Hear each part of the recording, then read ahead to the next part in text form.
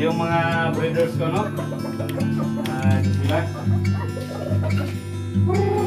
So, okay, yung mga chicken.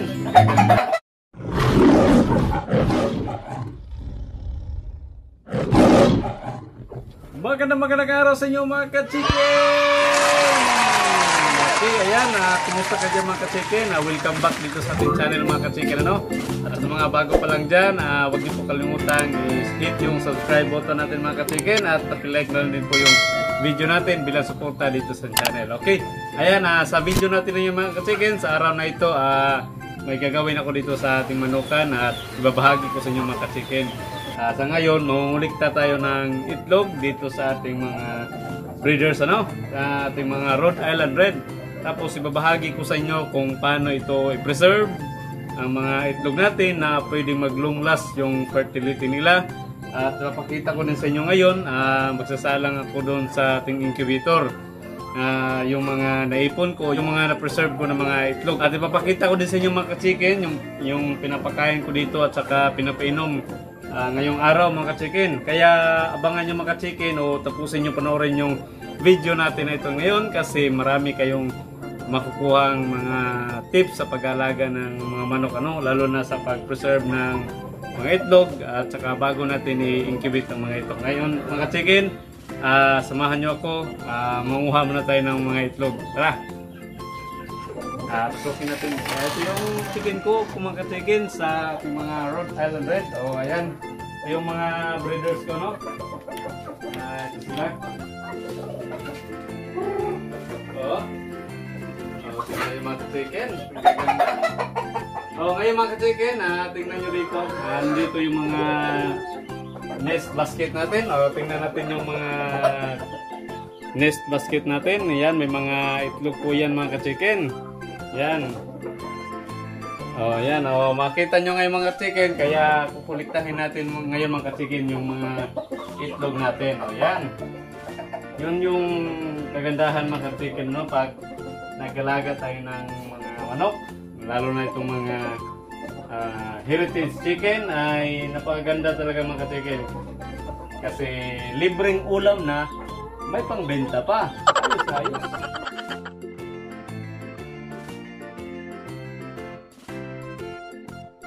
Ngayon mga ka-chicken, may babahagi pa ako sa inyo mga tips, ano? Baka hindi nyo pa alam. Kung kukuha tayo ng mga itlog, kung makita nyo ito mga ka-chicken, mayroon siya ditong medyo pointed na part sa itlog. Dyan mga ka-chicken, sila yung dapat yung nasa baba. Point down, ganyan yung paglagay natin ng mga itlog. Yan. Ito, mga ka-chicken. Bilangin natin ngayon mga ka-chicken kung ilan yung makukuha ng mga itlog. Yan. Mga ka-chicken, no? 1, 2, 3, 4, 5, 6, 7. Wow! Mga ka-chicken, 15 yung nakuha natin ngayon. 15 yung nakuha natin na itlog sa 16 na inahin. Napakaganda mga ka-chicken kasi may isa lang, no? Almost silang lahat mga ka-chicken yung may itlog. Ayan yung kagandahan, no? Halos 100% sila. Nung isang araw mga ka-chicken, 16 yung nakuha ko dito na mga itlog sa kanila. Ngayon, 15. Okay yan. Almost perfect. Yan. Kaya ayos mga ka-chicken dahil ito sa pinapakain natin at sa pag-alaga natin effective mga ka-chicken. Yan. Puntahan muna natin dun sa incubator natin mga ka-chicken. Ngayon mga ka-chicken, bago tayo pumunta doon sa ating incubator, ano, ibabahagi ko muna sa inyo ngayon kung paano i-preserve yung ating mga itlog. Ayan. Itong mga ka-chicken, itong mga itlog natin na fertile, yung kung gusto nating isa lang sa incubator o palinliman, kasi itong mga Rhode Island Red mga ka-chicken, no, para sa hindi pa nakaalam, hindi po ito naglilimlim yung mga heritage breed natin. Kaya yung gagawin natin, dalawang paraan. I-incubate natin doon sa incubator o palimliman natin doon sa mga native chicken natin. Okay, ngayon mga ka-chicken, gaano ba katagal yung fertility ng ating itlog? Maglulunglas siya na maganda pa yung fertility niya. Dito mga ka-chicken, kung hindi natin i-preserve, nasa ano lang ito mga chicken, nasa mga mga Muslim mga chicken, mga 7 to 10 days lang kanyan. Kailangan, o Muslim mga chicken, maganda talaga pag 7 days na yung katagalan ng mga fertilig natin, dapat isa lang na natin doon sa incubator o panlimliman. Pero kung gusto naman natin mga chicken na pahabain pa, lalo na doon sa mga nag-iipon pa ng mga itlog na para paramihin pa natin bago isalang doon sa incubator para marami yung maisalang natin. I-preserve po natin mga chicken, aabot po hanggang 15 days, maganda pa po yung fertility. Ngayon, paano mga chicken? Yung ginagawa ko dito mga chicken, tulad nito, pagkolekta ko sa mga itlog ay nililinisan ko muna. After nating linisan mga ito, nilalagyan ko ng markings sa taas, mostly kung anong breed, anong breeders at saka kung anong pizza. Tapos yung mga chicken, magmalinis na, binabalot ko ito ng papel doon sa yung bawat itlog. Tapos ilalagay ko doon sa ating chiller, doon sa refrigerator mga chicken, yung ginagamit natin sa bahay. Pero yung paglagay natin sa mga itlog mga chicken, dapat doon sa chiller, sa baba, wag po doon sa freezer. Sakto lang po yung lamig na nandoon. Proving ko na ito mga chicken dahil ito po yung ginagawa ko dito sa aking mga preserve na mga itlog na maglulong last talaga. Saka yun yung kagandahan, at saka tatagal po siya mga chicken ng base dito sa aking karanasan mga chicken, maganda yung preserve natin ng mga itlog hanggang 15 days mga chicken. Kasi pag lampas 15 days na yung katagalan, yung ating mga itlog, ay mostly yung iba hindi na kagandahan yung fertility nila.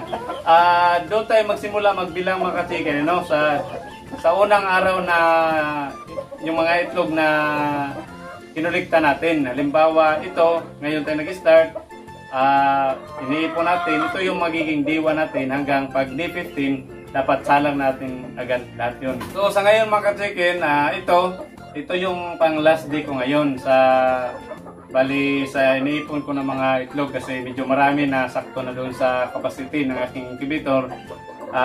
Nandun na pinatuyo ko na yung mga preserve ko ng mga itlog doon galing sa chiller, nilabas ko na, hinanda ko na.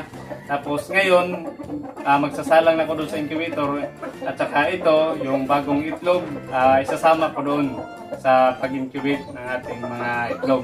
Mga chicken, sa mga gusto pang malaman ang buong detalye sa pag-preserve ng ating mga itlog at paano ito gawin, may ginawa na po tayo na video vlog dito sa ating channel.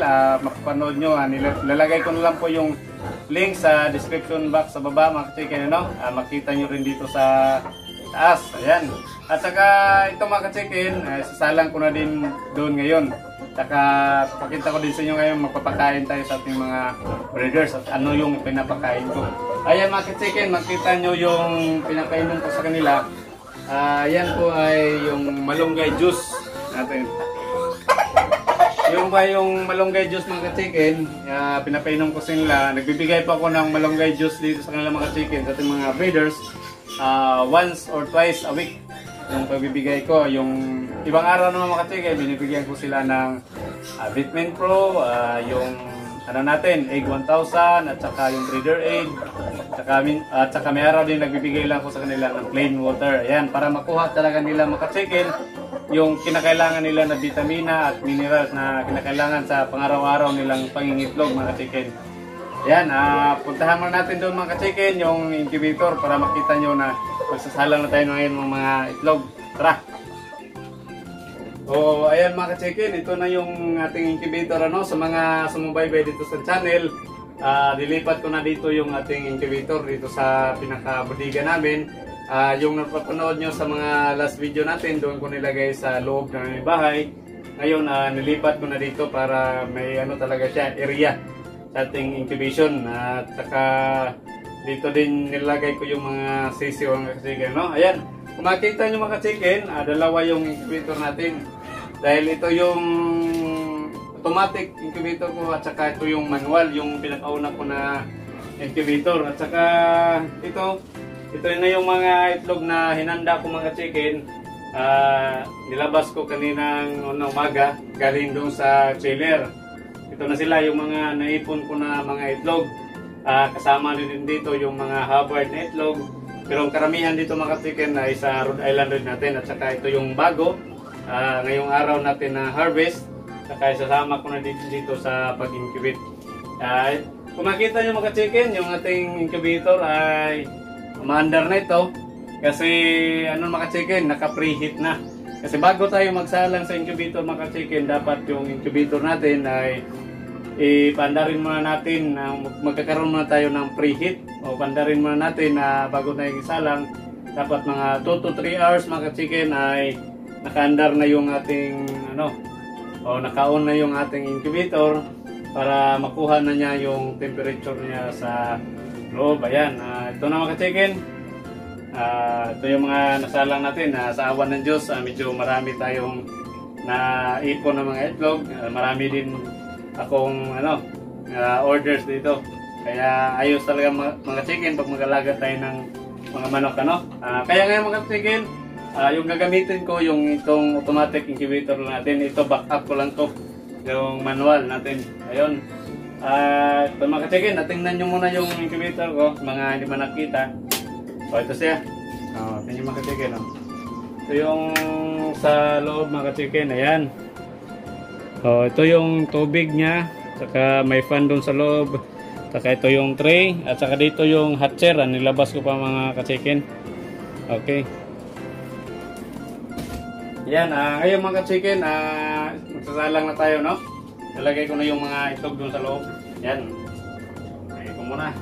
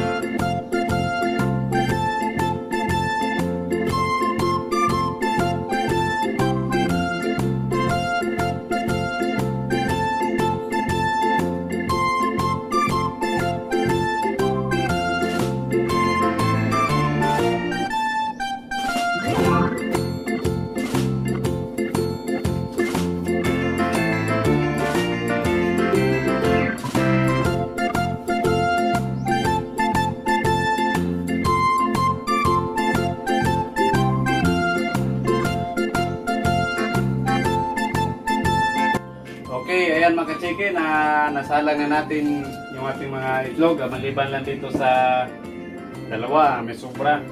Ayan. Pero ayan, punong-puno yung ating incubator mga ka-chicken. Tingnan natin mga ka-chicken. Ayan punong-puno yung ating incubator. Loob. Okay. Ayan mga ka-chicken, ito yung kagandahan mga chicken na itong ating incubator. Ayan, makita nyo, bumaba pa dito yung thermometer niya, pinaka-thermostat niya. Kasi binuksan natin. Ayan, may tubig na yan mga chicken. At saka ito, may hygrometer ako dito mga chicken. Ito pong mga chicken na nagme-measure doon sa humidity natin sa loob, yung ating hygrometer. Ayan. Saka ito, nasalang na natin mga chicken. Yung ating incubator. Pagdating mga chicken ng 10 days o pang 10 days dito sa ating incubate ay ikakadling natin mga chicken. Bali tatanggalin natin yung hindi, kung mayroong hindi fertile, yung hindi fertile ay tatanggalin natin para yung continuous lang magpa-process mga chicken o mag-incubate ay yung mga fertile lang. Kasi hindi talaga may iwasan mga chicken na mayroon dyan na mga hindi fertile. So yan, okay na yung mga chicken. Tapos na natin ito. Ayan. Okay, ayan. Mamaya mga chicken, napakita ko muna sa inyo yung ating pagpapakain ng ating mga alagang manok. Ayan. Tara! Okay, ayun mga ka-chicken, magpapakain tayo dito sa ating mga breeders, ano? Sa ngayon mga ka-chicken, ito yung papakain ko sa kanila. Tingnan natin. Yung mga ka-chicken, ito yung itsura niya. Ito yung pinaghalo ng breeder pellets at saka may cracked corn, may tirang kanin at saka yung may ano mga ka-chicken, yung pinagkatasan ko ng malunggay. Ayan, makita niyo sa gilid, oh. Kasi yung kinuha ko na katas, yung ginawa ko na malunggay juice, yung pinakainom ko doon sa ating mga breeders at ano. Ngayon ito mga ka-chicken ay ito yung mga ano pinagkatasan ng malunggay. Hindi kaya nila ngayon naglagay ng madre de agua at saka sola. Saka at may kunting layer mask din ito mga ka-chicken. Ayan, ito yung mga vitamins ko dito. At saka yung pinakatubig ko na nilagay dito mga ka-chicken kasi with feeding ako, ay nilagyan ko din dito ng molasses. Yan, sa isang 1.5 mga ka-chicken, itong ganito, nilagyan ko ng isang kutsara nito ng molasses at saka ito yung pinanghalo ko dito sa kanila para masustansya yung kinakain nila. Yan, ngayon mga ka-chicken, papakainin ko muna sila, no? Yan, dito ako papakain sa labas, no?